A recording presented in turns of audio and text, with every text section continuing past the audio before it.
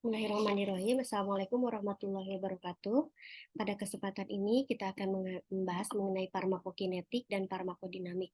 Sebelumnya telah dipelajari bahwa apa itu farmakokinetik, kemudian farmakodinamik, definisinya ya. Lanjut untuk farmakokinetik adalah secara garis besar itu yaitu suatu perjalanan atau suatu nasib obat ketika obat itu dimasukkan ke dalam tubuh atau diminum. Nah, kemudian berlanjut sampai di metabolisme, didistribusi, dan diekskresikan oleh tubuh apabila sudah tidak diperlukan kembali. Yang pertama itu proses farmakokinetik itu dengan cara absorpsi, yaitu absorpsi itu suatu dengan cara penyerapan. Nah, ini suatu proses perpindahan obat atau pergerakan obat antar jaringan sel membran ya dengan mekanisme spesifik. Nah, bisa dengan transport aktif, bisa juga dengan transport pasif, bisa juga dengan eksositosis. Untuk berikutnya, penjelasan berikutnya, mari kita bahas satu persatu mengenai mekanisme spesifik ini. Yang pertama, transport pasif. Transport pasif itu adalah suatu obat bergerak dari konsentrasi tinggi ke rendah karena perbedaan gradien konsentrasi. Nah, ini bisa dilakukan dengan 3 cara. Yang pertama, difusi apabila terjadinya perbedaan non-ionik atau bisa terjadi pada obat yang bersifat asam lemah atau basa lemah.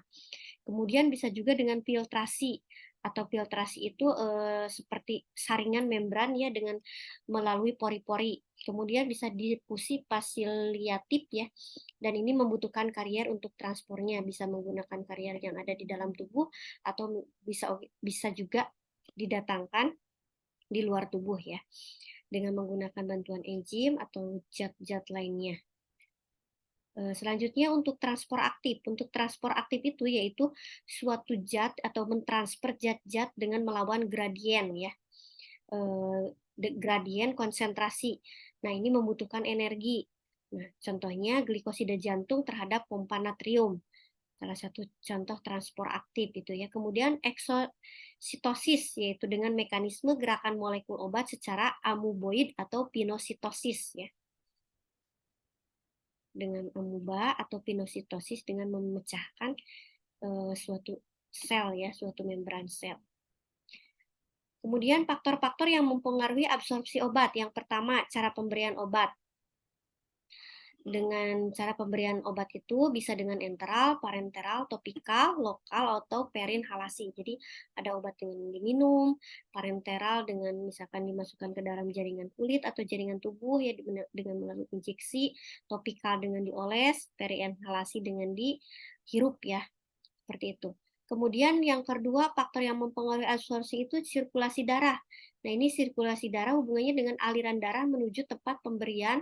Contohnya, ini SC di leher lebih cepat dibandingkan dengan SC di media gluteus ya. Jadi pembedahan dengan pembedahan. Nah, kemudian daya larut obat. Nah, obat itu bersifat lipofilik, bisa diserap daripada hidrofilik. Jadi obat lipofilik itu lebih lipofilik itu tidak suka air ya. Nah, diserap daripada hidrofilik suka air. Lipo itu tidak suka air berarti ya, hidro itu suka air. Jadi yang lebih diserap itu daripada hidrofilik. Jadi obat lipofilik itu lebih cepat diserap daripada hidrofilik ya. Kemudian derajat ionisasi. Untuk derajat ionisasi itu obat dengan basa lemah atau ion yang banyak terikat dengan protein dan mineral. Kemudian untuk luas permukaan absorpsi, itu semakin luas permukaan, maka absorpsi akan semakin cepat. Kemudian yang mempengaruhinya lagi ukuran partikel. Ukuran partikel obat di sini menentukan berat molekul obat. Jadi semakin besar partikel obat, maka absorpsinya semakin lambat. Jadi semakin diperkecil suatu partikel obat, maka akan lebih cepat diserap ya. Kemudian formulasi obat. Nah, ini formulasi obat itu ditambahkan dengan bahan ajupan. Bahan ajupan itu bahan untuk mempercepat proses suatu absorpsi. Jadi bisa menggunakan penghancur ya. Jadi suatu obatnya itu supaya bagaimana cepat diserap oleh tubuh. Nah, kemudian distribusi obat. Distribusi obat itu apa di sini ya? Di sini untuk distribusi obat itu penyaluran obat. Nah, ini bisa menggunakan cairan ekstrasel atau plasma atau interstitial. Nah, kemudian diikat oleh protein plasma, kemudian dimetabolisme. Nah, kemudian berikatan dengan reseptor, dan jika sudah berikatan dengan reseptor, sisanya itu residunya itu diekskresi, maka dikeluarkan baik dalam bentuk keringat ataupun urin. Kemudian cairan intrasel, cairan di dalam sel itu bisa berikatan dengan reseptor, kemudian ada protein jaringan, kemudian bisa berikatan dengan lemak, dan kemudian di metabolisme. Kemudian untuk metabolisme obat itu sendiri, yaitu di metabolisme itu yang organ utamanya itu di hepar. Hepar itu hati ya, di metabolisme di hati dengan lintas satu. Nah, ada dua cara lintasannya. Yang pertama dengan oksidase, membutuhkan itu CYP450, kemudian si obatnya direduksi, kemudian dihidrolisis. Kemudian ada fase 2-nya itu konjugasi obat menjadi reaktif. Jadi obatnya dikonjugasi terlebih dahulu, kemudian baru bersifat reaktif. Nah, obat menjadi lebih hidrofilik itu bisa mempercepat ekskresinya melalui ginjal ya. Lanjut ekskresi atau pengeluaran ya, dieliminasi obat. Jadi ekskresi ginjal itu, ekskresi di ginjal itu dieliminasi obatnya. Jadi kalau yang sudah tidak diperlukan, maka bisa dieliminasi ya. Yang pertama itu dengan ionisasi tergantung pH tubulus. Nah, kemudian kebasahannya. Nah, itu nanti akan mempengaruhi urin bersifat basa atau alkali ya, bersifat basa atau asam ya. Kemudian obat tergantung obatnya. Berarti obat kemudian akan terionisasi, kemudian akan meningkatkan ekskresi ginjal. Jadi akan mengakibatkan urinnya itu meningkat ya, dengan kandungan zat-zat obat tadi yang telah terionisasi. Kemudian ada ekskresi biler. Di sini ekskresi biler itu yaitu terkonsentrasi dalam empedu, diekspresikan ke dalam usus halus, kemudian diabsorpsi. Jadi prosesnya itu di dalam empedu, nah kemudian dimasukkan lagi ke dalam usus halus, kemudian diabsorpsi kembali. Nah, contohnya di etil stibestetrol ya. Nah, kemudian untuk farmakodinamika itu sendiri apa? Kemarin untuk farmakodinamika itu yaitu berhubungan dengan mekanisme kerja obatnya, efek obatnya. Nah, di sini obat menimbulkan efek melalui interaksi dengan reseptor pada sel, bekerja pada molekul spesifik. Kemudian bisa juga reseptor adalah molekul protein yang secara normal diaktifasi oleh transmitter atau hormon. Untuk proses agonisnya, obat yang efeknya menyerupai senyawa endogen, dan untuk antagonisnya, obat yang menghambat kerja suatu agonis.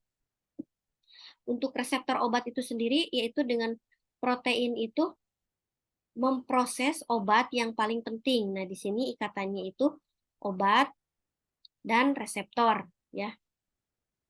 Protein kemudian ion, di sini ikatannya itu dalam reseptor, kemudian hidrogen, hidrofobik dengan teori van der Waals atau teori kovalen ya. Kemudian reseptor obat. Nah, untuk reseptor obat sendiri itu merupakan makromolekul seluler tempat obat terikat untuk menimbulkan efek. Nah, kemudian untuk reseptor fisiologis, protein seluler yang secara normal berfungsi sebagai reseptor bagi ligan endogen. Jadi ligan itu istilahnya obatnya itu ligan ya.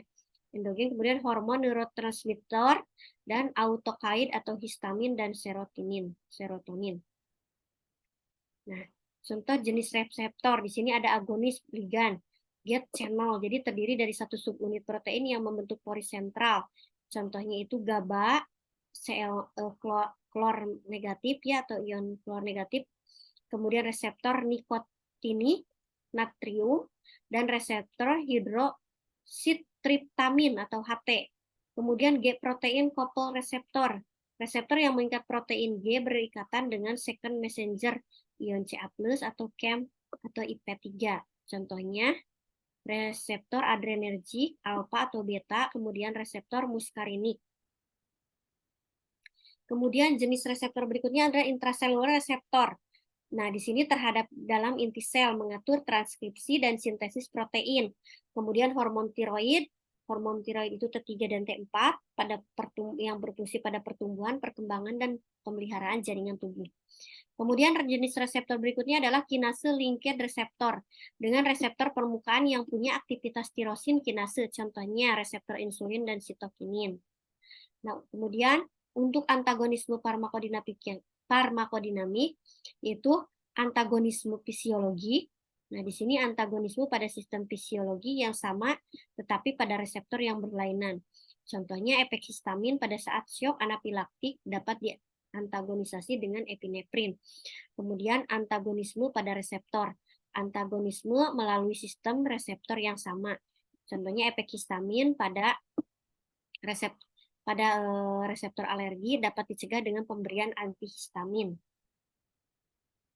Nah, di sini ini gambarannya kompetitif antagonis spesifik ya. Nah, ini reseptor.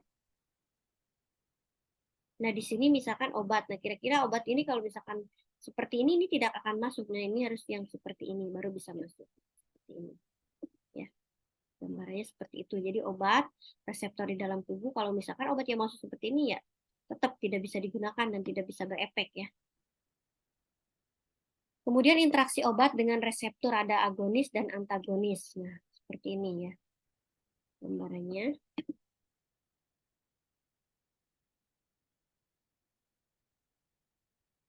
Nah, baru akan berefek.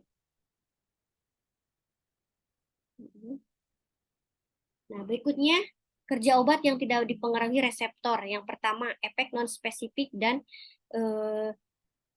ligan pada membran ya. Jaringan pada membran berdasarkan sifat osmotik, contohnya magnesium SO4 dan manitol. Kemudian berdasarkan sifat asam basa, contohnya antasid asam lambung, natrium bikarbonat, dan urin basa. Kemudian untuk kerusakan non-spesifik, contohnya antiseptik dan desinfektan. Kemudian untuk ini CCP seperti membran, contohnya anestetik umum yang larut pada membran ya di otak. Kemudian untuk interaksi dengan molekul kecil atau ion, contohnya chelating agent, contohnya di mercaprol untuk mengikat logam berat, nah itu nanti akan keluar melalui urin, dan CaNA2-ETA mengikat Pb2 menjadi inaktif. Kemudian korporasi dalam makromolekul. Di sini obat analog dengan purinpirimidin dapat berinkorporasi dalam asam nukleat, mengganggu fungsinya antimetabolit, contohnya ethionin dan mercaptorin. 2-eta pengikat Pb menjadi inaktif. Pb itu timbal. Nah, istilah-istilah khususnya tadi spesifitas. Nah, ini kerja obat spesifik terbatas pada reseptor. Sedangkan selektivitas itu kerja obat selektif. Jika dosis rendah menghasilkan satu efek, dosis meningkat muncul efek lain. Hiporeaktif itu perlu dosis tinggi. Kalau hiperreaktif cukup dosis rendah. Hipersensitif alergi, kemudian untuk supersensitif itu denervasi, pemberian kronik bloker. Mungkin untuk materi ini dicukupkan sekian. Wabillahi taufik wal hidayah. Wassalamualaikum warahmatullahi wabarakatuh.